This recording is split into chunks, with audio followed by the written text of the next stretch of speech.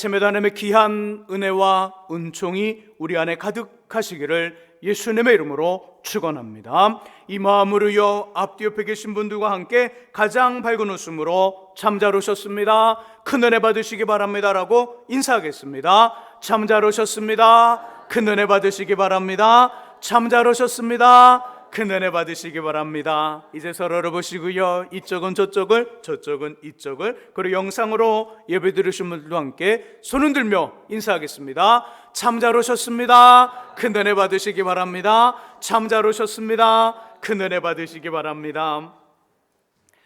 우리는 지금 사랑은 완성이 아니라 연습입니다라는 제목으로 성경을 통해 하나님이 말씀하시는 사랑의 가치와 구체적인 모습을 나누고 있습니다.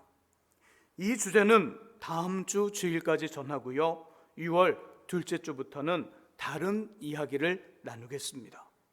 그리고 주보에 간 것처럼 8일 오후 예배 때 6주간의 내용을 가지고요, 각 선교회별 주일 오전 설교 퀴즈들을 하겠습니다.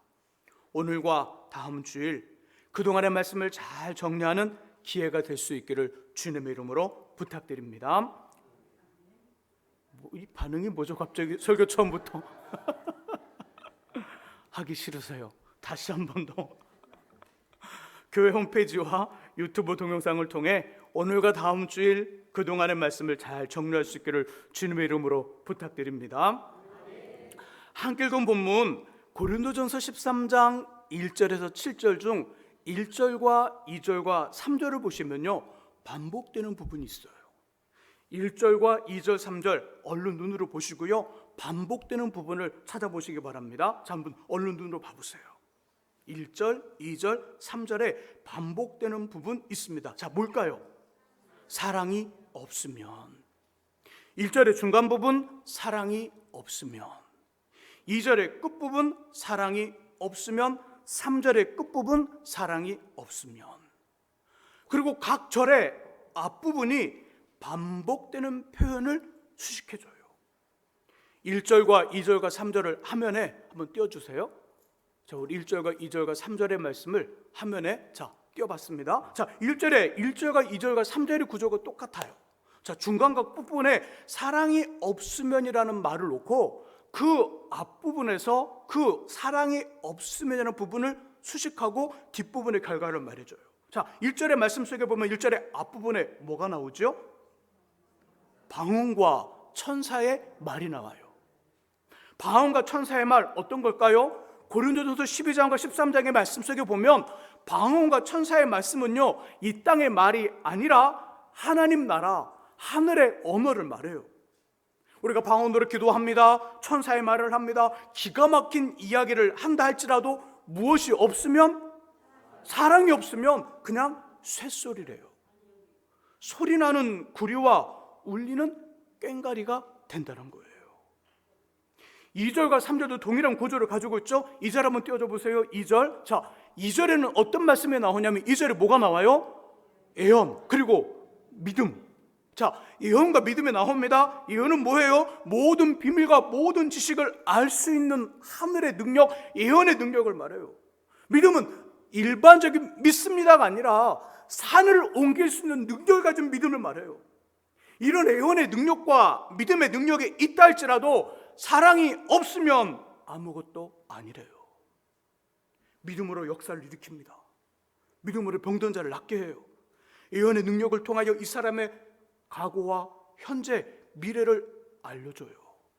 그런 감동의 은혜가 찾아옵니다. 그리고 그런 사역들을 감당해요. 근데 그 사역을 감당함에 있어서 사랑이 없다면 아무것도 아니래요. 사역은 감당할 수 있으나, 일은 진행될 수 있으나 남지 않는다는 걸 이야기합니다.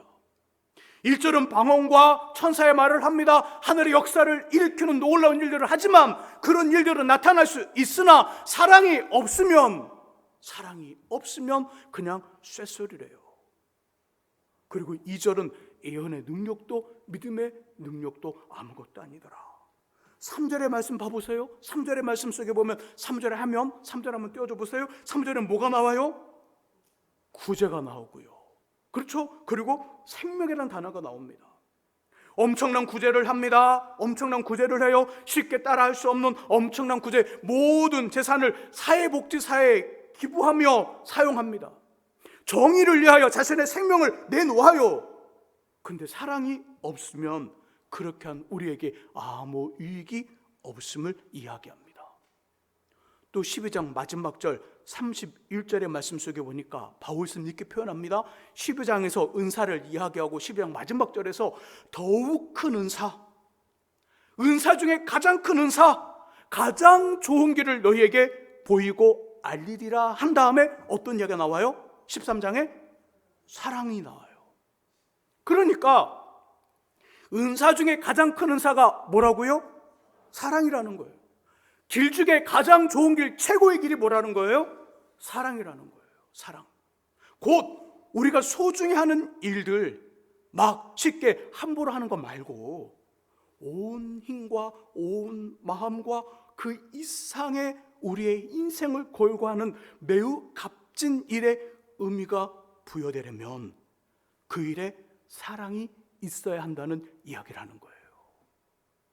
내가 정말 힘을 들여서 일을 합니다. 나의 온 정성을 다해서 정말 우리 그냥 하는 말처럼 뼈를 받쳐서 뼈를 갈아서 일을 합니다. 그 일들의 의미가 있으려면 뭐가 있어야 된다고요? 사랑이 기반이 되어야 된다는 거예요. 가정을 멋지게 만들게 희생합니다. 괜찮은 자녀를 양육하게 하여 헌신합니다. 나름대로의 몸부림으로 삶의 좋은 업적을 만들었어요. 하나님 우리 보시면서 잘했다, 수고했다 인정해 주셔요. 사람들 말합니다. 그리고 우리를 존경해 줍니다. 우리 나름대로도 참 잘 살았다, 괜찮아, 참 열심히 살았다, 이런 마음을 가지려면 사랑이 그 뿌리에 있어야 한다는 거예요. 그렇지 않으면 나만의 수고와 나만의 고생으로 끝이 나요. 사랑은 우리 삶의 의미를 부여하는 힘이 있다는 사실을 꼭 기억할 수 있기를 주님의 이름으로 축복합니다. 자, 그러면 오늘은 어떤 사랑해야 될까요? 어떤 사랑? 사랑의 다섯 번째 모습. 우리 본문 4절의 말씀을 다시 한번 읽어봅니다. 고린도전서 13장 4절의 말씀, 4절 읽습니다.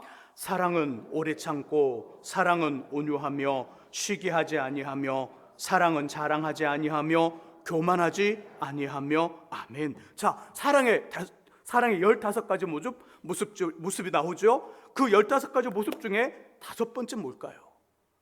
우리 계속 다뤘으니까 사랑은 교만하지 않대요. 교만하지 않더라? 그러면 겸손한 거지 않아요. 사랑은 교만하지 않으며 겸손합니다. 자, 따라해보죠. 사랑은 교만하지 않으며 겸손합니다. 이 말은요, 사랑에 교만함과 겸손함이 있음을 이야기해요. 어떤 사랑은 교만하기도 하고 어떤 사랑은 겸손하기도 하는데, 하나님 우리에게 말씀하기를 교만한 사랑하지 말고 겸손한 사랑하라. 한 주간 말씀을 준비하면서 제 안에 고민이 생겼어요. 사랑의 교만함, 사랑의 겸손함, 이거 어떻게 설명할까? 어떻게 이해를 해야 될까? 어떻게 성경적으로 좀 더 접근을 해서 그냥 인간적으로 어떤 세미나나 어떤 강연에 가서 사랑이라는 강연을 들으면서 하는 말들 말고, 우리는 교회잖아요. 하나님의 성경은 말씀을 가지고 있잖아요. 성경이 이야기하는 그런 어떤 사랑과 겸손과 교만의 관계를 어떻게 정의하고 정립하고 설명할 수 있을까? 어떻게 일을 시켜서 우리 성도님들이 삶을 살아가면서 사랑의 겸손한 사랑을 할 수 있을까 묵상을 해봤어요. 고민 묵상하다가 그러면 성경이 정의하는 겸손을 보고 그 겸손과 사랑을 연계해서 삶으로 적용하면 이것이 사랑의 겸손한 사랑이 되겠구나. 그리고 겸손한 사랑의 반대를 보면 교만한 사랑이 되겠구나, 이 마음을 가졌어요. 이 시간은 말씀을 통한 그 겸손을 정의하고 그 겸손과 사랑을 연계해서 겸손한 사랑을 다루도록 하겠습니다. 반대편에 뭐가 있다고요? 교만한 사랑은 따로 다루지 않지만 반대편을 생각하시면 돼요. 겸손한 사랑의 첫 번째는요, 이거예요. 눈과 마음의 높이예요.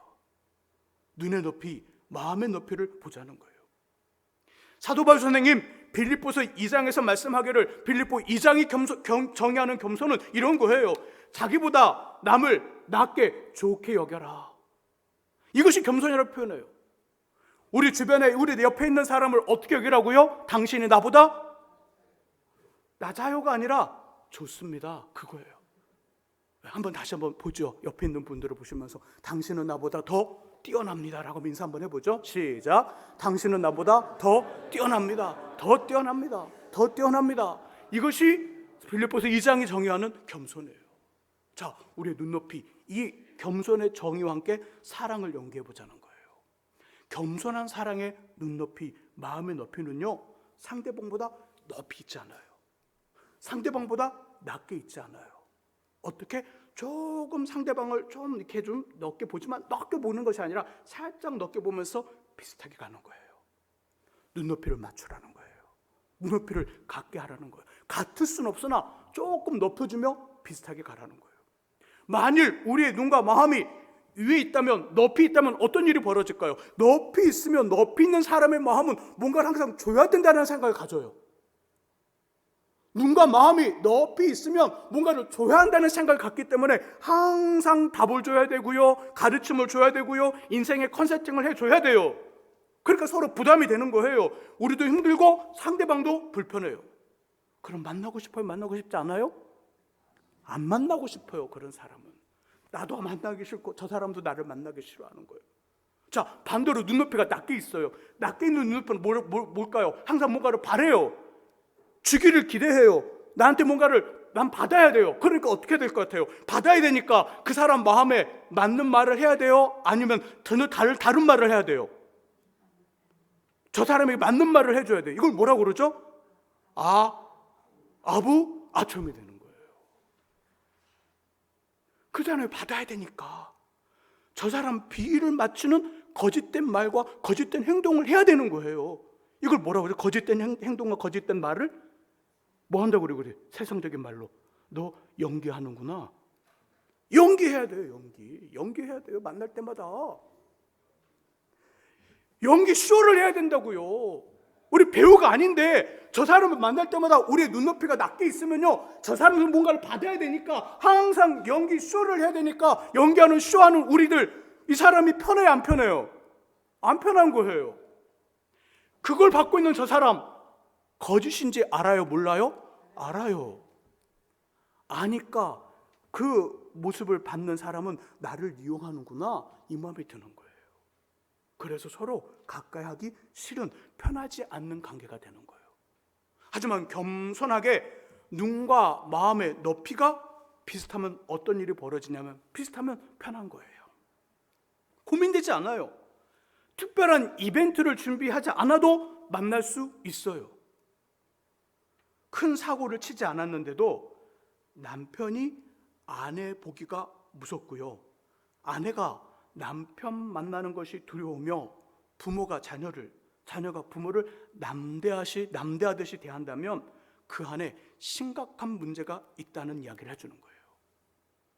겸손하게 눈과 마음의 높이를 상대방을 조금 더 위로 하면서 비슷하게 하면 만남과 관계의 횟수가 늘어나고요, 만남과 관계의 질이 많이 좋아질 겁니다. 주변을 대하는 우리의 눈과 마음의 높이를 한 번 더 점검할 수 있기를 주의 이름으로 부탁드립니다. 구약의 스바냐는요, 겸손을 이렇게 표현했어요. 하나님을 찾고 구하는 거라. 하나님을 찾고 구하는 것. 겸손한 사랑의 두 번째는요, 기도하는 사랑이에요. 첫 번째가 뭘 말하는 거? 뭐라고 그랬죠? 첫 번째가 다 까먹었어요? 눈과 마음의 높이를 비슷하게 하는 거. 상대방을 조금 더 올려주고 하지만 비슷함을 유지하는 것. 이게 겸손 사랑의 첫 번째라면, 두 번째는요, 하나님을 찾고 구하는 것이 겸손이니까 겸손한 사랑의 두 번째는요, 기도하는 사랑이에요. 기도하는 사랑. 자, 이제 모이면 손잡고 뭘부터 하셔야 돼요? 이게 아니에요. 이 말 하는 게 아니에요. 손잡고 기도해라, 그 말이 아니에요. 기도하는 사랑은 이런 거예요. 어떻게 이 사람에게 은혜를 받게 할까? 기도하라는 거예요. 어떻게 하면 이 사람을 이렇게 세워주며 힘을 내게 할 수 있을까를 뭐 하라고요? 기도하라는 거예요. 만나기 전에 기도하고, 만나면서 속으로 하나님 어떻게 하면 이 사람에게 은혜를 줄 수 있을까요? 어떻게 하면 이 사람을 이렇게 세워줄 수 있을까요? 어떻게 하면 이 사람에게 힘을 제공할 수 있을까요? 어떻게 하면 저 사람을 하나님을 바라보게 할 수 있을까요? 어떻게 하면 될까요? 이렇게 기도하면 어떤 일이 벌어지냐면 우리 안에 하나님께서 이 사람에게 대답할 말을 알려줘요. 그리고 우리가 취할 행동들을 하나님이 알려주셔요. 이것이 골로새서 4장 6절의 말씀이에요. 여기서 나오는 말, 하나님이 우리에게, 그런 기도하는 사람에게, 기도하는 사랑을 하고 있는 겸손한 사람에게 알려주시는 말은요, 상대방에게 매우 적절합니다. 매우 적절해서 용기와 힘과 위로를 줘요. 마치 뜨끈뜨끈한 누룽지 숭늉처럼 속을 확 풀어줘요. 만나면 속이 풀어지는 사람이 있고 속이 꼬이는 사람이 있죠.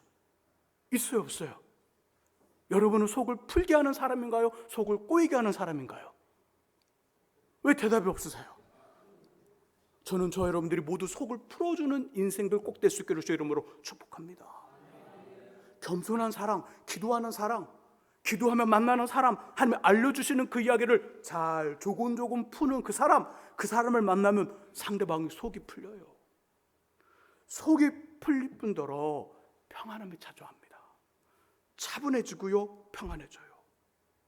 주님께서 알려주신 어떤 모습, 행동을 하면요, 그 행동은 선을 넘지 않아요. 선을 넘지 않을 때므로 선을 벗어나지 않아요. 그러니까 예의가 있고 멋이 있고 신뢰를 줍니다. 이런 사람 어때요? 말을 많이 하지 않더라도, 특별하게 꾸미지 않아 매우 평범하더라도 절대 함께 있고 싶은 최고의 매력 덩어리가 됩니다. 계속해서 세바냐는요, 계속해서 말하기를 겸손은 규례와 계명, 말씀을 지키는 거래요. 규례와 계명과 말씀을 지키는 것이 겸손이더라. 겸손한 사랑은 성경을 벗어나지 않는 하나님이라는 든든한 울타리 안에 사는 사랑이에요. 내 울타리 말고 누구 울타리? 하나님 울타리 안에 사는 사랑이 겸손한 사랑이더라. 그러니까 안전해요, 안전하지 않아요? 안전해요. 든든해요. 여유와 여지가 있어요. 내 울타리는 좀 부족하잖아요.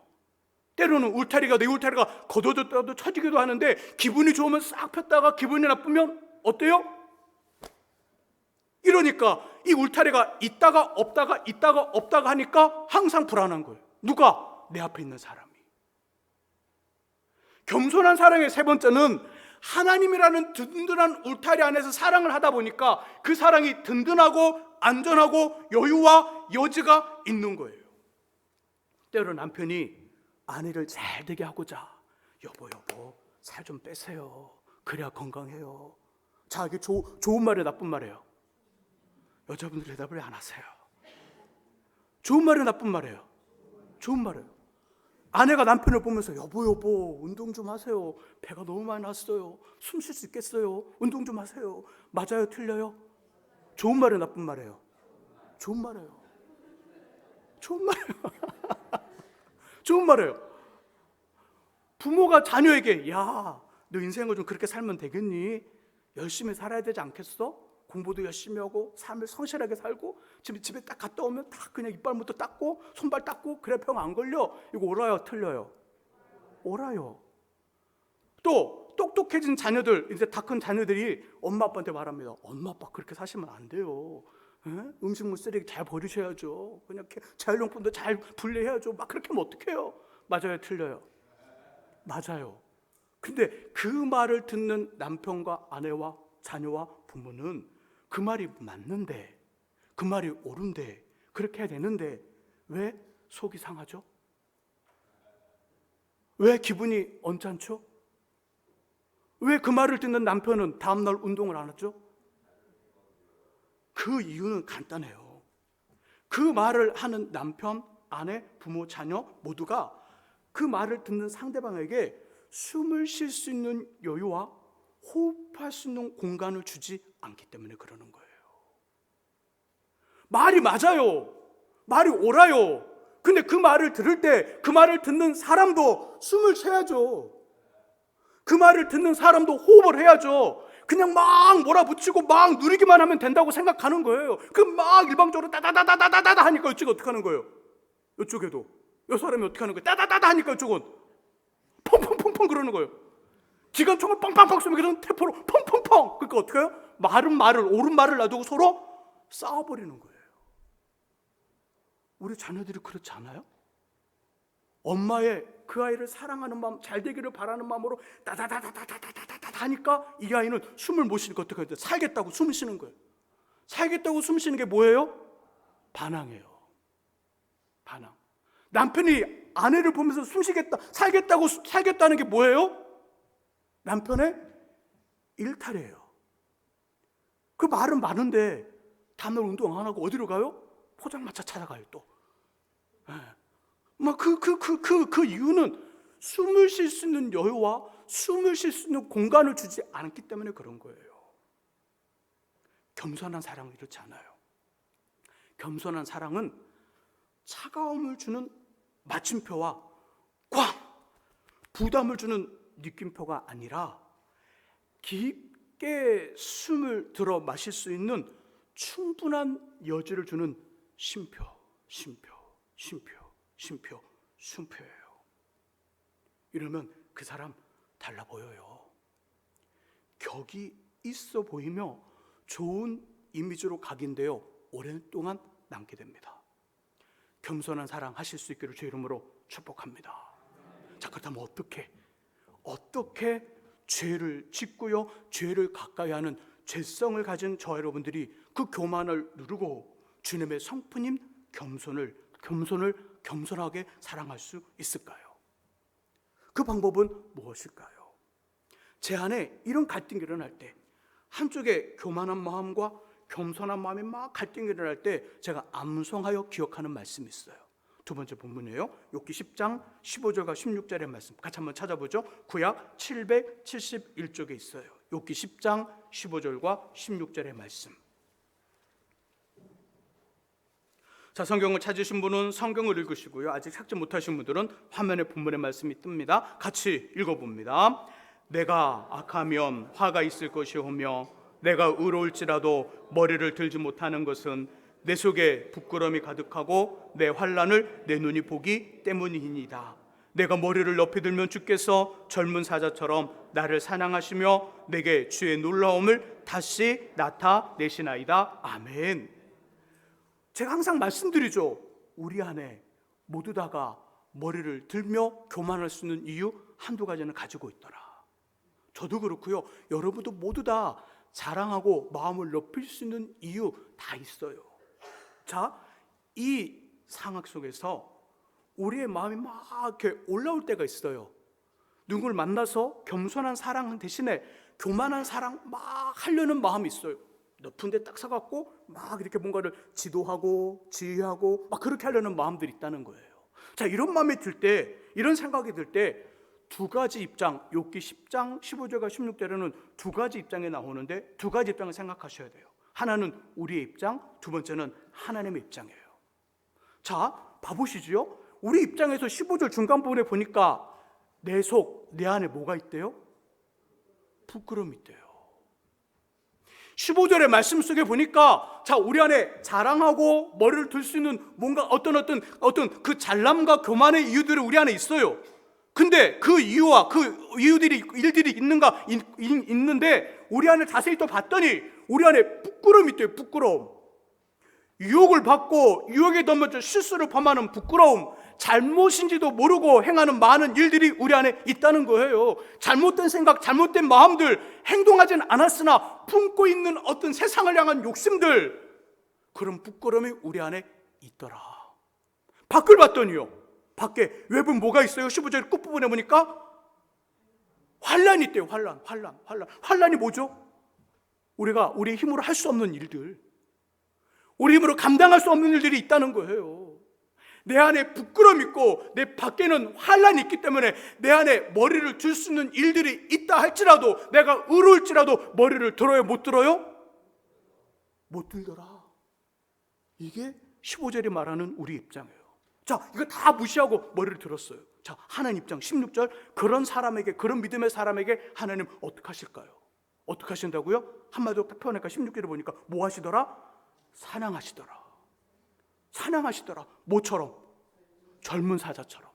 왜 여기다 늙은 사자를 안 했을까요? 왜 어린 사자를 안 했을까요? 어린 사자와 늙은 사자는 사냥을 실패할 수 있어요? 실패할 수 없어요? 실패할 수 있어요. 실패하는 경우가 더 많아요. 하지만 젊은 사자는요, 거의 실패하지 않아요. 거의 실패하지 않습니다. 그 하나님의 사냥은 맞다, 절대 틀리지 않는다. 어떻게 사냥할 우리를? 어떻게 겸손하게 만드실까요? 인생의 고난과 고통과 어려움과 말로 할 수 없는 환난을 주셔요. 그런 걸 통하여 우리를 사냥하셔서 겸손하게 하시더라. 이게 하나님의 입장이에요. 그럼 우리는 어떤 상황과 일에서도, 사람 앞에서도 머리를 들지 않으며 낮아져야 한다는 겁니다. 겸손한 사랑으로 하나님이 높여 존귀하게 만드실 뿐더러 우리가 하는 소중한 일들의 의미와 가치가 부여될 수 있기를 예수님의 이름으로 축원합니다. 기도하겠습니다. 아버지 하나님, 우리에게 하나님은 사랑하되 겸손한 사랑을 하라 합니다. 우리 안에 있는 부끄러움과 우리 밖에 있는 어려움, 또 환난들, 그리고 하나님이 우리를 바라보시며 겸손하지 못하면 젊은 사자처럼 사냥하셔서 우리를 낮추신다는 말씀 기억하여 우리의 눈높이, 마음의 높이를 상대방과 비슷하게 갖는 겸손한 사랑하게 하시고, 아버지, 기도하는 마음으로 어떻게 하면 이 사람에게 은혜를 주고 힘을 주고 이 사람을 일으켜 세워줄까 하는 그 기도하는 마음으로 사랑하게 하시고, 말씀을 벗어나지 않는 하나님의 든든한 울타리 안에서 사랑하는 우리 되도록 아버지여 도와 주옵소서. 예수 그리스도의 이름으로 기도합니다. 아멘. 우리